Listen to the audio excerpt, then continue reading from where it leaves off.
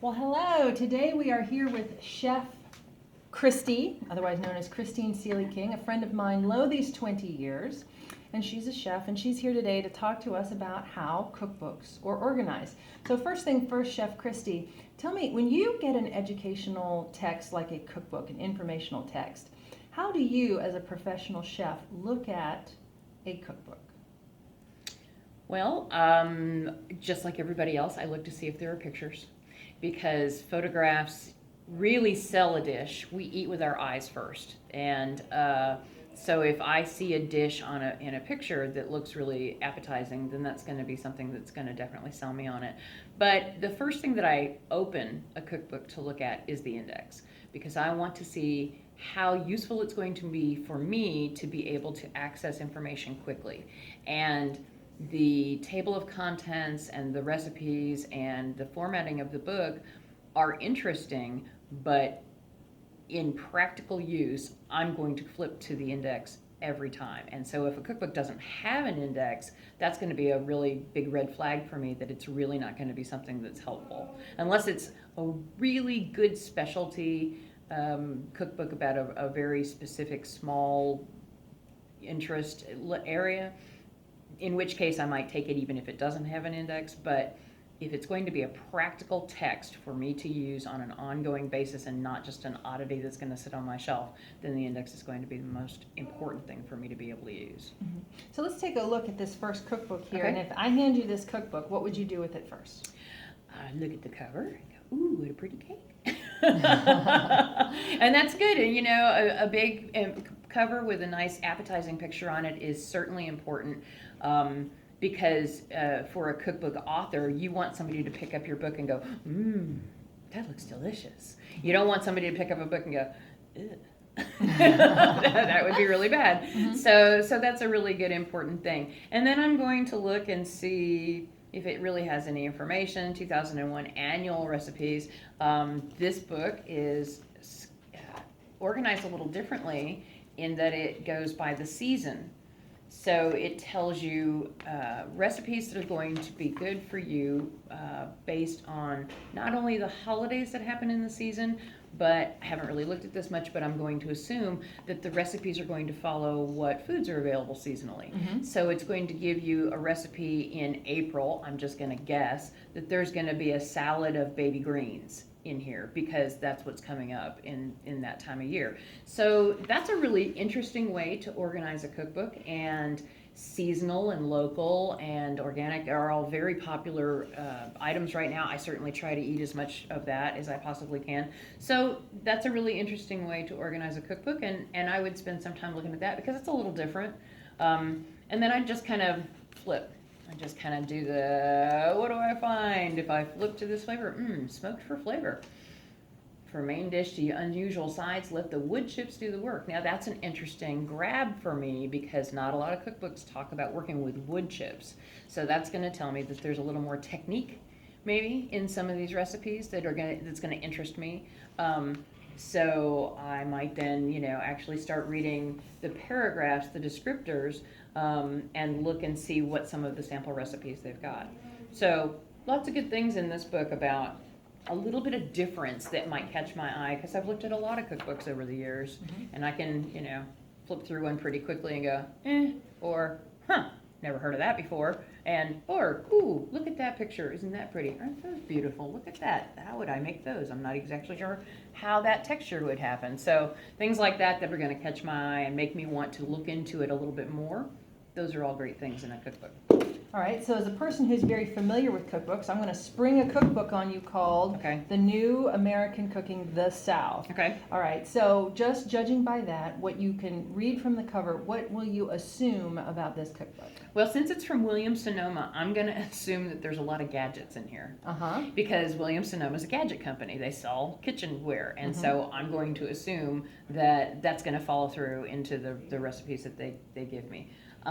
Because there's a picture of a big, bright, fresh peach with greens on it on the front, I'm going to assume that they're going to be talking about a lot of fresh ingredients. It says the South, the peach, obviously is Southern food. So, and New American Cooking all kind of tells me that I'm going to be looking at regional cuisine, that they're going to be focusing on seasonal, again, kind of like the Southern Living cookbook, in that it's going to be giving us fresh vegetables for the seasons that are going to be coming out.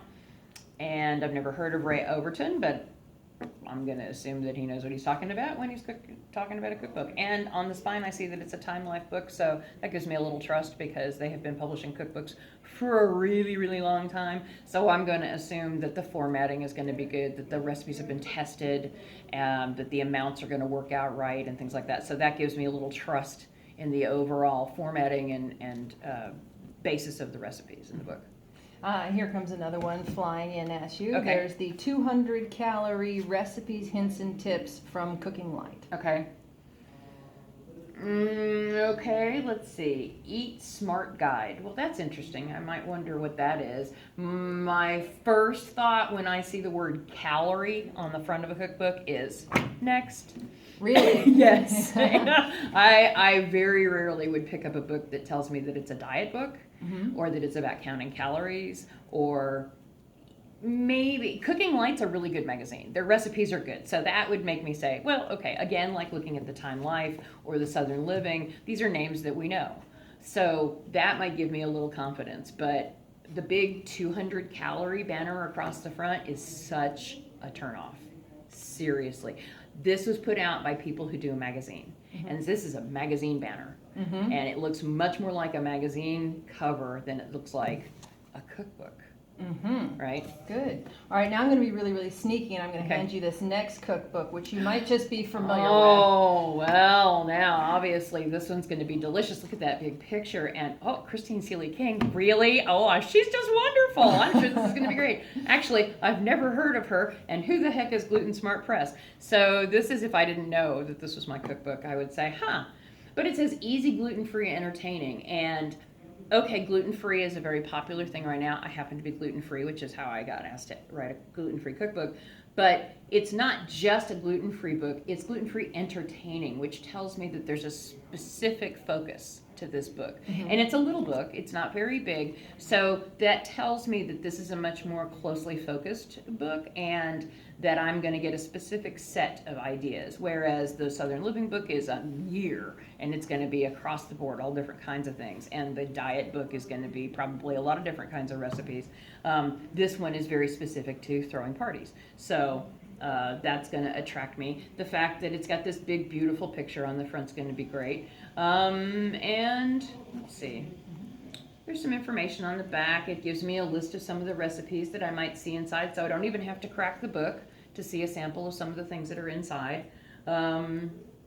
Now, I also hand you this because before we started our video today, you mentioned that there were two problems that you had discovered with this cookbook, and it's something that you, as a person who's going to be reaching for the shelf as a professional, were some problems for you. So if you'd like to share that with our students, that'd be great. Okay, so the first format that this book was supposed to be published, and it was published in, it was as an e-document, a Kindle book. And so there were lots and lots of photographs taken, which is great. And I actually got to participate in some of the photography sessions because they had had some unsuccessful shots, and they wanted me to come in and kind of work on things. So that was wonderful.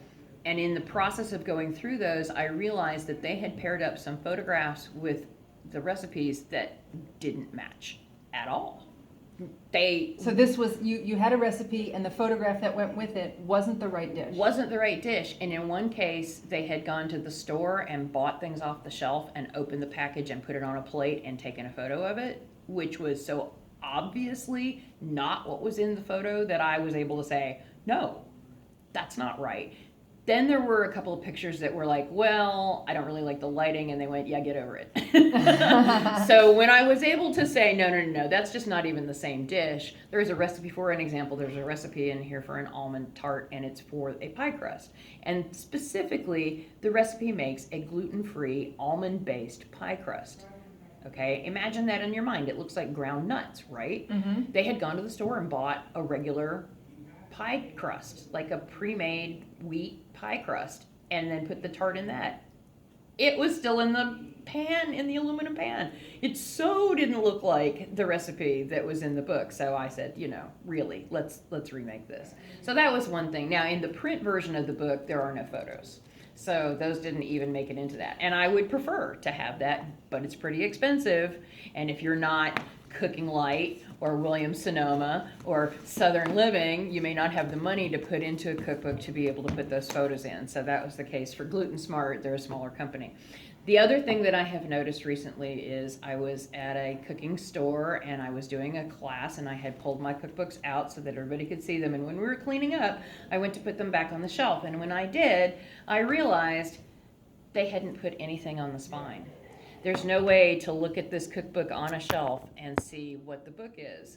So if I have hundreds of cookbooks on my shelf, which I do, and I'm looking for this one and it's filed with the other cookbooks, I would never find it. I mean, I would know to look for a colorful band because I know, but nobody else is going to be able to see that. So in the future, when I have more cookbooks done, these are learning things that I have come across and say, okay, now I know that I need to specify things about photos, things about the way the layout of the recipes are, things about the design of the cover of the book, things that you would never really think about just picking a cookbook up to look at a recipe.